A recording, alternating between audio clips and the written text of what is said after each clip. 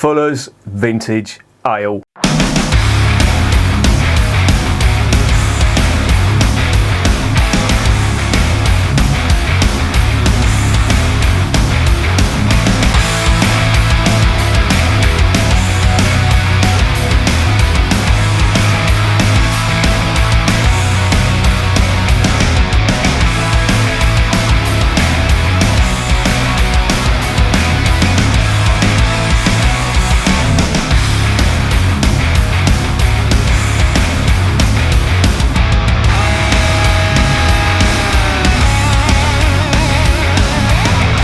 And remember, life is too short to be drinking shitty beer.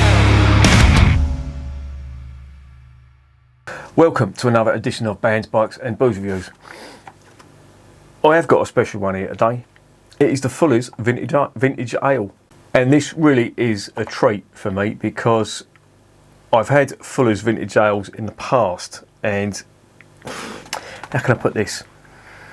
I'm going back a few years now as well. I mean, sort of 9-10 years ago, and I remember I was keeping this at home because these have a very long sell-by date. I'll go into that in the beer facts, but they're basically specially brewed, bottle-conditioned ales that Fuller's do every year. If all the wine ponces can have their favourite wines from certain years, then we can do it too. And this is the 2020 Fuller's Ale. But the point I'm trying to make here is I've never had one that's lasted me more than a year. I just can't fucking resist them. Now, they do change the recipe every year, and I think it's 3 times I've bought Fuller's Vintage Ale. Long time ago. Haven't bought it in years. Don't know why, don't ask me. But I remember I was living in Essex at the time. So yeah, that would have been about 7 years ago. I bought some then, and I was living in Tottenham as well, so that would have been about 10 years ago, so I bought some then as well. But do you know what happens? I think, right, I'm going to leave it on the shelf, and I'm going to let this mature for a couple of years, and then just savour the flavour after a couple of years. And what happens is I run out of beer, and I think, fuck, I'm not going over to the shop, it's closed or whatever, and I think, Fuller's Vintage Ale. I'll crack that open. Normally when I taste it, I'm a little bit worse for wear. So I've decided to do it today. I know this is only 2020 and I really should keep it. I was going to say, getting onto the sell-by date, if you look on the back of the sell-by date, it says 31st of December 2030. Now, it's just not going to happen. I'm never going to leave it that fucking long. But I do like what they do with this because they really do pull out all the stops and make a really good beer. And sadly, it's blurred into one because all the times that I've drunk this, as I say, I've had a few beers, and all I remember is it's good beer, but I'm really not taking in everything from it. So I've just decided, especially with this lockdown as well, if I run out of beer one day and I spot this, I know I'm going to drink it, so I thought I'm going to review it now. A lot of reviewers have done it, and I've been resisting the urge to do it, but I just thought I really don't want to drink this, when I get pissed up on a Zoom call with a few mates thinking I've run out of beer, and then this is the only option. Fuller's, of course, do they need an introduction? They are one of the biggest brewers in London, if not the biggest at the moment.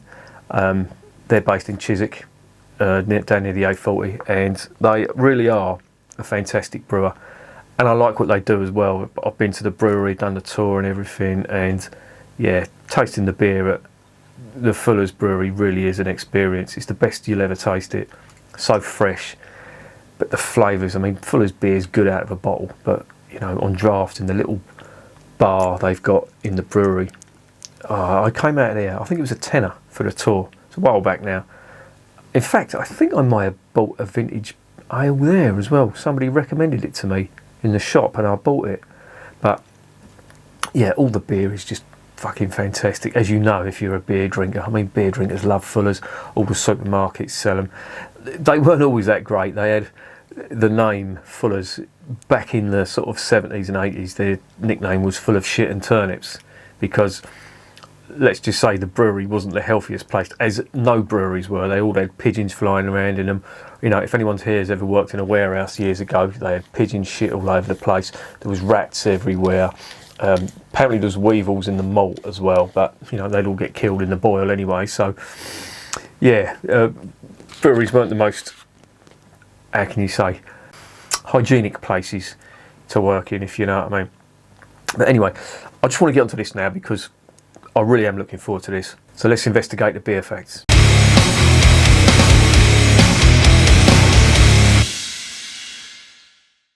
Right, it's a 2020 Fuller's Vintage Ale, and this has got some very special ingredients. Now, from what I've sort of read about it, all the ingredients come from the UK. As I say, the recipes are different every year, but this year they pulled out, or last year, 2020, I beg your pardon on that one, but what they've done is they've got all the ingredients from the United Kingdom this year, and they've got the malt from East Anglia. Now, if you've ever drunk Adnams beer, you know how good the malt is that goes into that. That's where they've got the malt from, and it's the same for the St Peter's Brewery. It's all East Anglia, or Suffolk and Norfolk is basically East Anglia. Just a little tidbit of information here: Anglia, of course, is the old word for England. It's still what the Slavic peoples call England now. So, for example, the Poles, the Russians, they call England Anglia, and that's where it gets its name from. I think it's the old Roman name. No, that was, well, would it be? I don't know. I'm fucking talking bollocks anyway. But they've got the double roasted crystal malt, which is going to be really good because crystal malt, as you know, is a sweet type of malt. It goes through a bit of a transformation where they extract the sugar from the malt, leave it on there.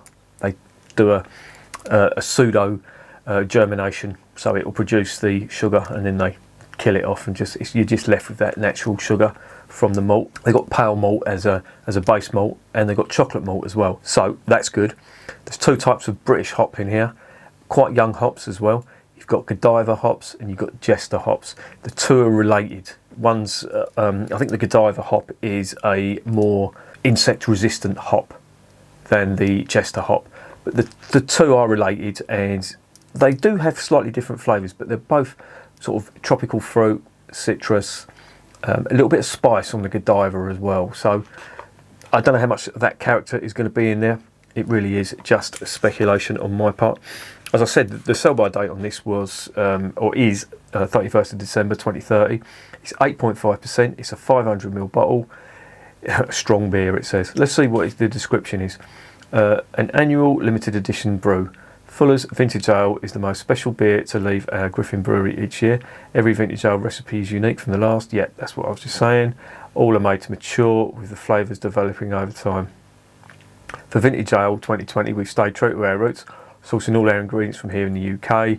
The story starts with DRC, a double roasted crystal malt from East Anglia that promises sweet maltiness rich in caramel and raisin. Can't beat that. Then there's the Herefordshire hops, Jester and Godiva, as I was just saying, adding ripe berry fruit and tangy citrus. That wasn't the description I saw of them hops, but if that's what they're saying, then yeah. To the signature marmalade flavours.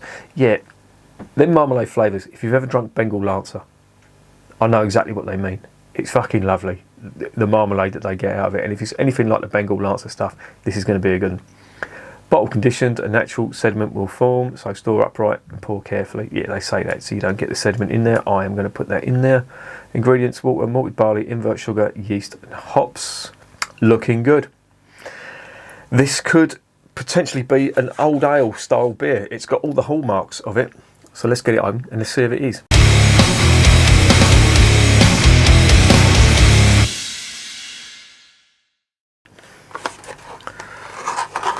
Right, I do like the box. It's a good quality box they've got on that. And there it is in all its glory.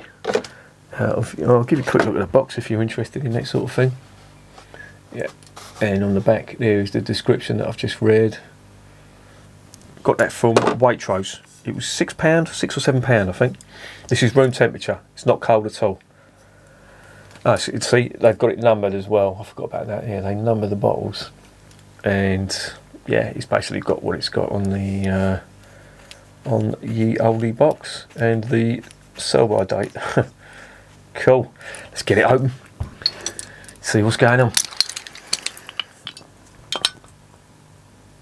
Now, they first started doing these in 1997, and I must admit I was late to the party, but I shall be getting one of these every year from now on. I'll keep that. Throw it into the collection. Yeah. I'll keep that bottle and all.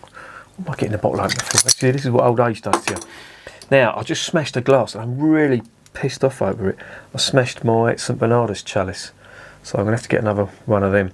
But I'm using this now. This is the nearest I've got to one of their sort of English chalices. Very, very lively. The reason that's lively is because of the secondary fermentation. And it needs to be lively as well because of the amount of alcohol. Blimey. When they say jam, they were not joking. I can smell that from here. Oh, it smells... That is glorious. That is absolutely amazing. Wow, that's berry.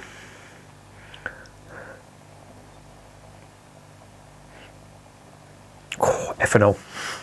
I've just got a whiff of ethanol. That is just, it's almost burning me nostrils. Now, as I say, this is room temperature, so none of them flavours are going to be subdued. But the carbonation is massive. That is absolutely huge. And look, you can see some of the sediment in there as well. I really wish there was smell-o-vision invented, because you just have to smell this. This is absolutely amazing stuff.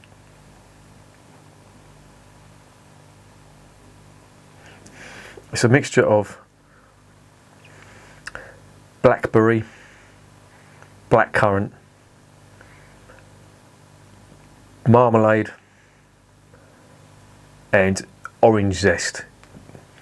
Or is it? No, that's probably... There's an orange zest, but there's more of an orangey flavour, like a clementine or something like that.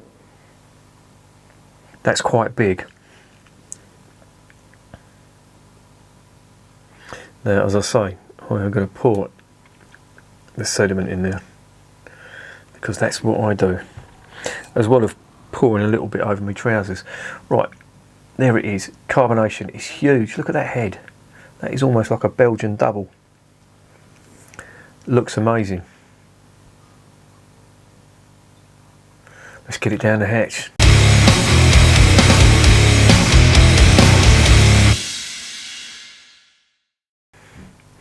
Your good health.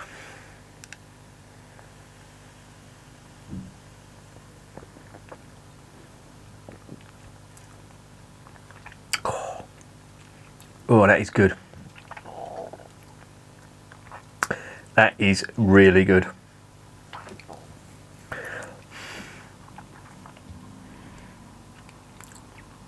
Wow, that is so complex. Gonna have to dive in again.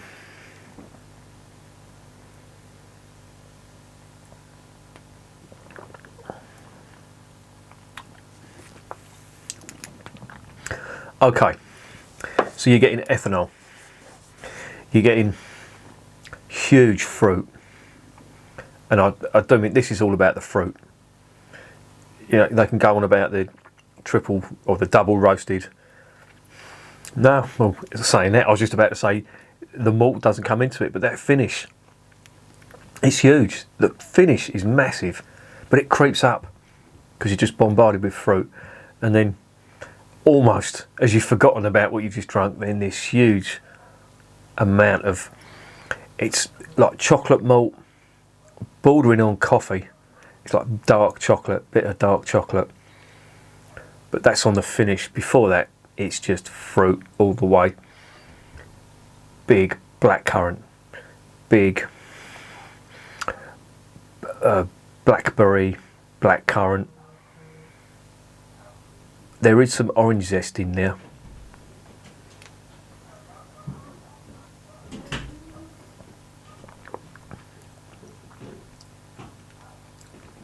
Some orange zest. But what really strikes it with me, with the amount of that carbonation, it's so smooth. It is like silk. And there's everything. A lot. So there's the yeast, what's left of the yeast in there. And as you can see, that has gone a little bit murky.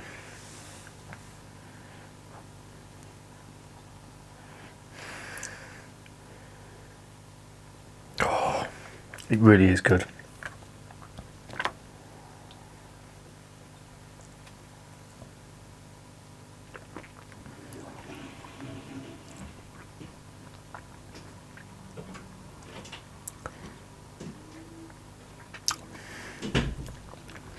And there's some caramel malt coming through.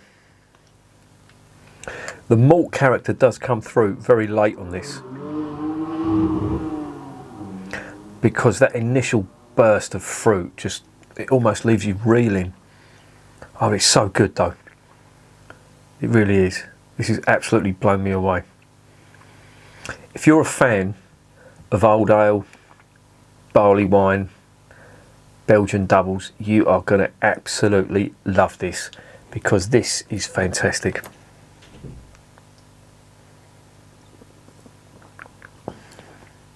It's so smooth. I can't get over how smooth it is with that amount of carbonation. And look at the head retention as well. You know, 8.5%. I'd be expecting that to go down to nothing, but it hasn't. That is just really retain the head, and there's the lacing on the glass as well. Look at that. This is just fantastic. I am absolutely loving this. See, this is why it doesn't last that long, because I you know, who can resist that? I'm seriously, there's a Waitrose, bit of a trot from me, but I'm seriously considering going down there at some point. They're expensive fuckers in Waitrose, I'll say that, but if they've got this, then I think I may have to relieve them of their existing stocks. Now, they've probably sold out of it, but fucking hell, 956. It's bottle 956, so that's pretty low. I did get this, when was it? October last year, I think. I am absolutely loving this.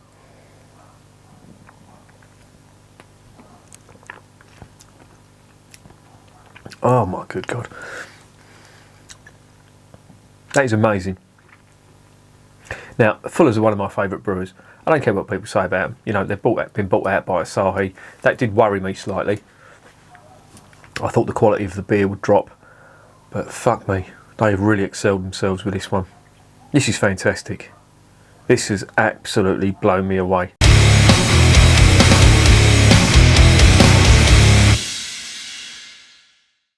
So what's the verdict on Fuller's Vintage Ale 2020? Well, now and again, a beer comes along and just blows you away. And this is exactly what this has done. Now, this is 8.5%. It's not for the faint-hearted. Some people may not like that big ethanol flavour. For me, in my opinion, this is what this country does best. Old ale.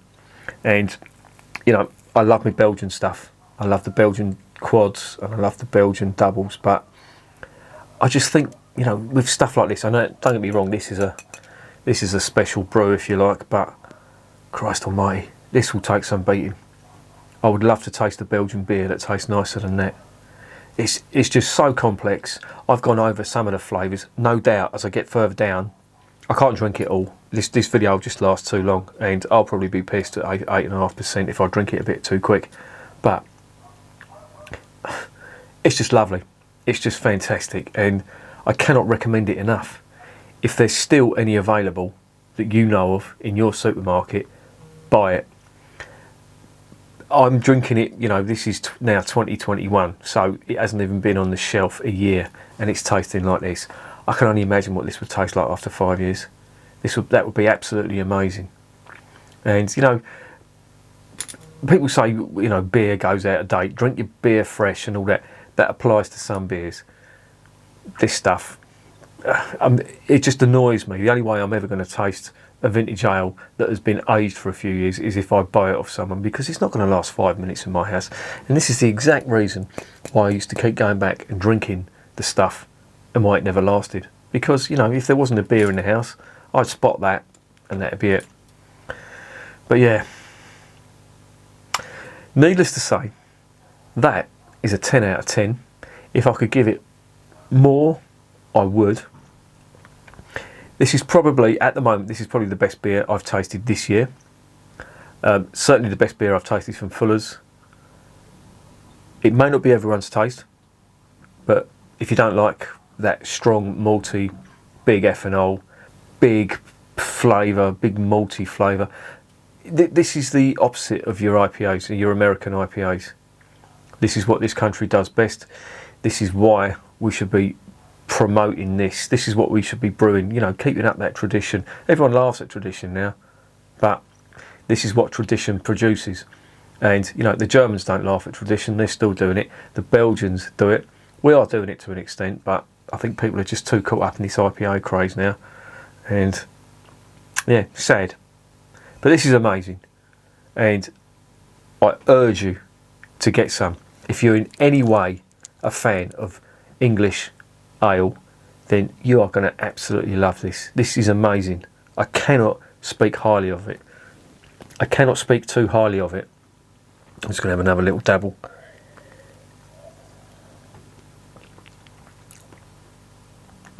Oh, it's lovely. It is so good. It's at room temperature as well. I would imagine, possibly, if it was cool or chilled, you might miss some of the flavours. And I deliberately left it on the shelf so as I would get all them flavours. And I'm so glad I did. Damn, I'm going to have to buy some more of them now. But that for me is 10 out of 10. As I say, if I could give it more, I would. It's probably, so far, the best beer I've tasted this year. Will I taste another beer that's better? I don't know.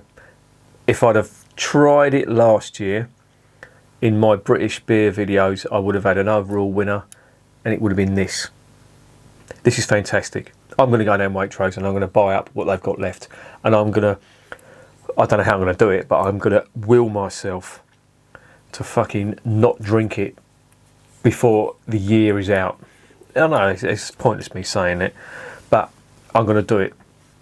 But so far, that is the best beer I've tasted this year. Probably, when it comes to British beer, it's probably one of the best beers I've tasted. Well, it is definitely one of the best beers I've tasted. Is it the best? I don't know. I don't know. But if you'd have asked me when I was doing that video, I probably would have put this at number 1. Well done, Fullers. See, London, Yorkshire, we've shit harder things, mate. And remember, beer is working class champagne.